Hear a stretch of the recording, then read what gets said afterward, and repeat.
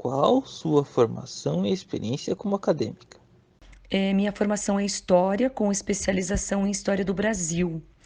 Minha experiência começou em 2005, ano em que concluí a minha graduação. Iniciei já em sala de aula no colégio particular, né, o São Vicente, com aulas de ensino religioso.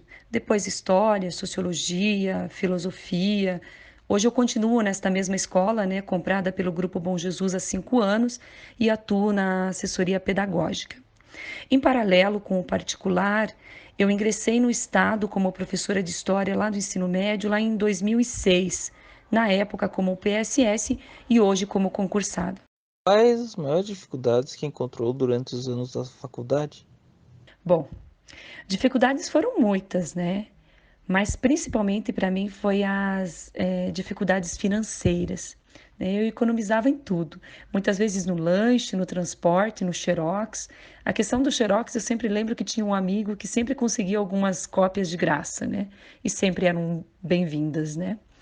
E como eu trabalhava o dia todo e estudava à noite, a minha maior dificuldade era combater o cansaço.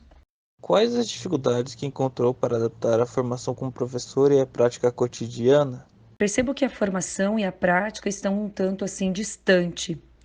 Encontrei dificuldade, como principalmente de vencer o medo, de encarar uma sala de aula, de não saber lidar com as situações. Aprendi muito, né, com os próprios erros. Algo que sempre faço até hoje é minha própria autoavaliação.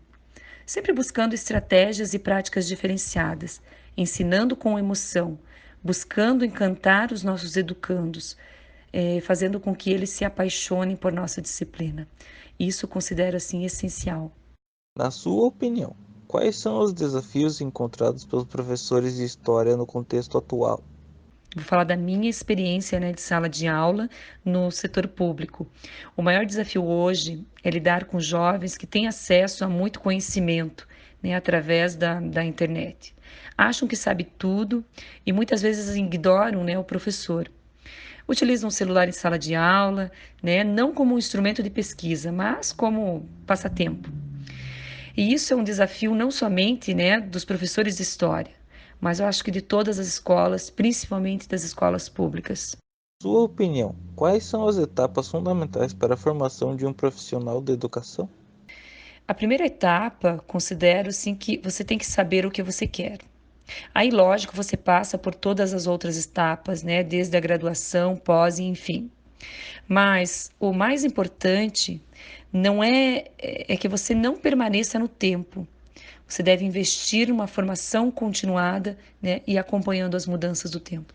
Quais considera os pilares da docência?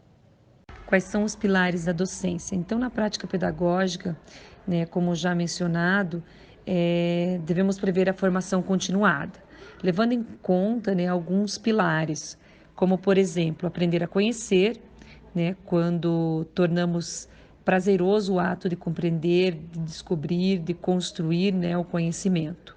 Aprender a fazer, né, ir além do conhecimento teórico, entrar, né, no setor prático, aprender a fazer com que o ser humano passe a saber lidar, né, com as diversas situações do dia a dia, como, por exemplo, o trabalho em equipe, o desenvolvimento corporativo, né, valores necessários, né, para cada trabalho.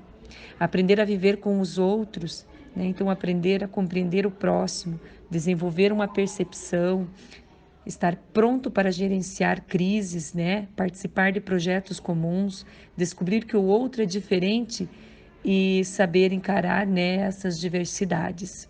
E aprender a ser, né? Desenvolver o pensamento crítico, autônomo, incitar a criatividade, elevar o crescimento, né, de conhecimentos. É, não podemos negligenciar, né, o potencial de cada indivíduo. É preciso construir para o seu total desenvolvimento. Sua visão, qual o objetivo do ensino de história na sociedade atual? E acredita que ou tenhamos conseguido alcançar? Quais são os objetivos do ensino de história na atualidade? O objetivo fundamental da história é situar o aluno no momento histórico em que vive, para que o aluno, né, estabeleça conexões entre a história, a vida prática e a aprendizagem. Precisamos também deixar claro para nossos educandos qual é a importância desse conteúdo e por que devemos estudá-lo.